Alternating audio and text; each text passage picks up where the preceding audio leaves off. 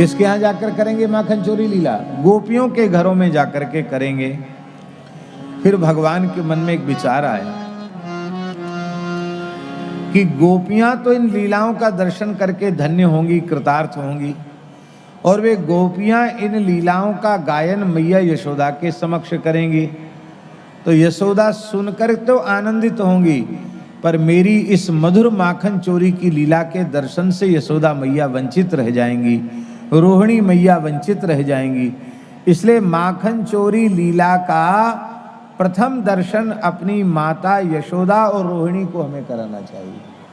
इसलिए भगवान ने माखन चोरी लीला का शुभारंभ नंद महल से किया। और एक भाव और भी है, चोरी का काम बहुत कठिन काम है, इसमें पूर्वाभ्यास की आवश्यकता पड़ती है। तो ठाकुर जी ने सोचा कि अभ्यास कहाँ से करें, तो अपने घर से ही अभ्यास करना चाहिए।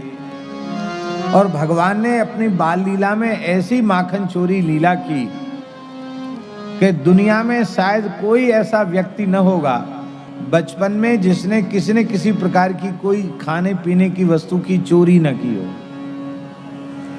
भले ही कोई झूठ बोले तो बोल जाए, लेकिन हमारा विश्वास ऐसा है कि प्रत्येक व्यक्ति कभी न कभी बालक होता है और बालक अवस्था में कोई न कोई चीज खा लेता है।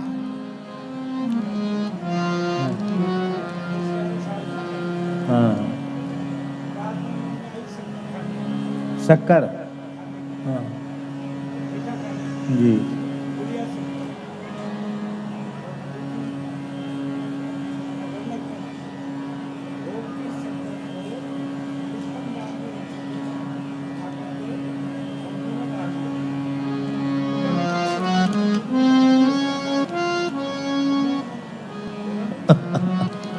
बहुत छोटी अवस्था में महाराज अपने गुरुदेव की शरण में आ गए थे। छोटे बालक थे तो बोले खाने की इच्छा हुई मीठा, तो धीरे से अंधेरे में टिप्पण खोला, शक्कर उठाए है।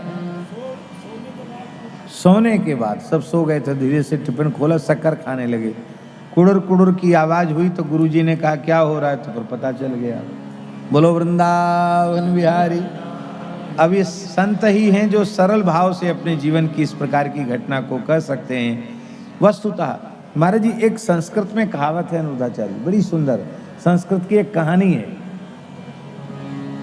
आपने सुनी है। 4 चोर पकड़े गए चोरी के अपराध में।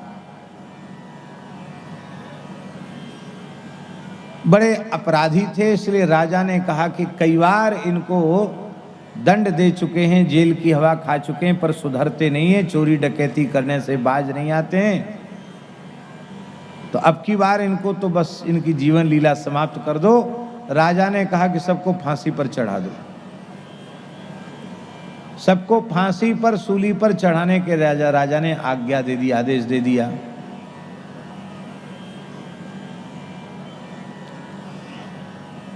अब उसमें से 3 चोर तो सूली पे चढ़ गए, पधार मर गए। एक बहुत चतुर बुद्धिमान था, उससे पूछा गया, मरने वाले से पूछा जाता है कि तुम्हारी कोई अंतिम इच्छा है? तो उसने कहा हाँ मेरी अंतिम इच्छा है, मैं महाराज साहब से कुछ विशेष बात कहना चाहता हूँ, फिर कहने के बाद मैं मर जाऊं कोई बात नहीं। तो राजा के सामने प्रस्तुत किया, कहो भाई क्या कहना चाहते हो? उसने कहा महाराज मुझे एक विद्या प्राप्त है परंपरा से, और मेरे मरने के बाद वो विद्या मेरे साथ ही चली जाएगी, और आप उस विद्या को सीख लेंगे तो प्रजा की बहुत सेवा करेंगे, संसार का बड़ा उपकार होगा। राजा ने कहा ठीक है, कौन सी विद्या है तुम्हारे पास? बोले हम सोने की खेती करना जानते हैं, सोना बोते हैं फिर खेत में खूब सोना पैदा होगा। राजा बड़ा आश्चर्यचकित बोले आज तक सुना नहीं गया स्वर्ण की खेती, ये तो बात है, मेरे शरीर के साथ ही ये विद्या चली जाएगी। तब राजा ने कहा भैया इसको मत मारो, पहले इसकी विद्या सीख लो, बाद में दंड तो घोषणा हो गई तो होनी है, फांसी तो इसको होनी है, पर पहले इससे विद्या सीख लो। तो उसने स्वर्णकार बुलाए, कुछ नाटक रचा, गोल गोल सोने के दाने बीज जैसे बनवाए गए। खेत जुतवाया गहरा, लोग बैल वैल नहीं लगेंगे, आपके मंत्री और महाराज आप सबको ही जोतना पड़ेगा खेत। खेत जुत गया, सारी तैयारी हो गई। इसके बाद उसने कहा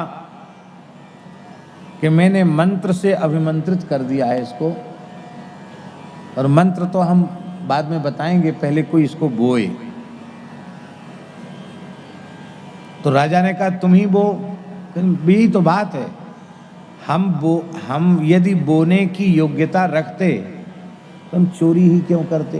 फिर तुम सोना उपजाते, चोरी क्यों करते हम? यही तो बात है। विद्या हम जानते हैं, पर हम अपने हाथ से बीज बोएंगे तो सोना पैदा नहीं होगा। क्यों? शर्त उसकी ये है, जिसने जीवन में एक बार भी चोरी न की हो, वो जब बोएगा ये सोने के बीज, तब वो खेती होगी, नहीं तो नहीं होगी।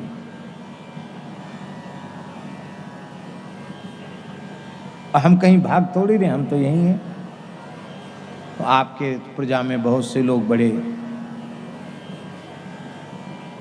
धर्मात्मा हैं, बड़े न्यायवादी हैं, इनमें से किसी को भी चयन कर लीजिए, वो बो दे। राजा ने सोचा कि किसको कहें, सबसे पवित्र आत्मा तो हमारे पुरोहित जी हैं।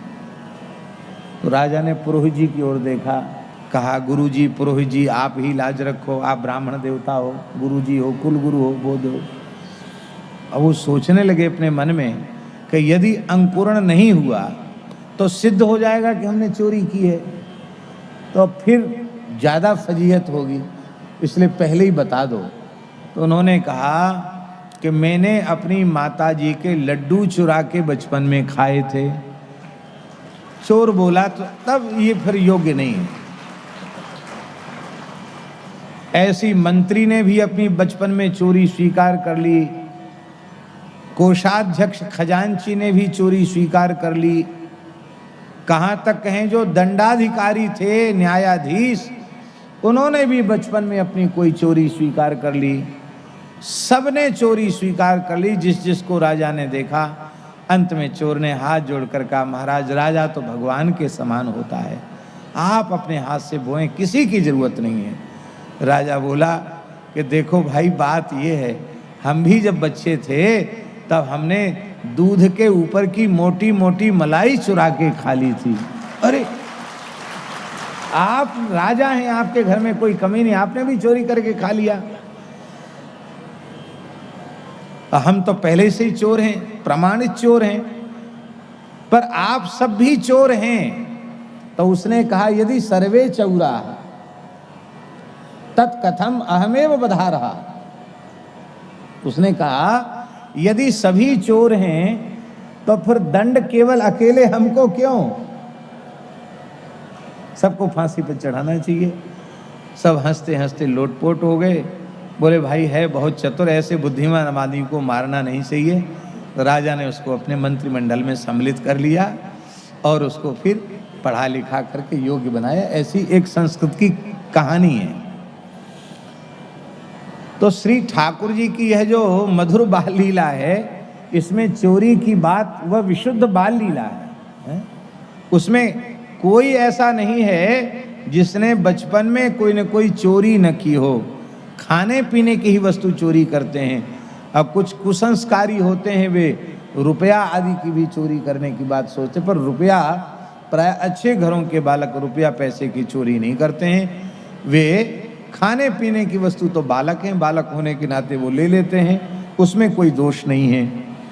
तो श्री बालकृष्ण प्रभु, उन्होंने अपनी मैया यशोदा को सबसे पहले यह विचार किया कि अपनी मैया को मैं माखन चोरी लीला का दर्शन कराऊं। माई मेरे श्याम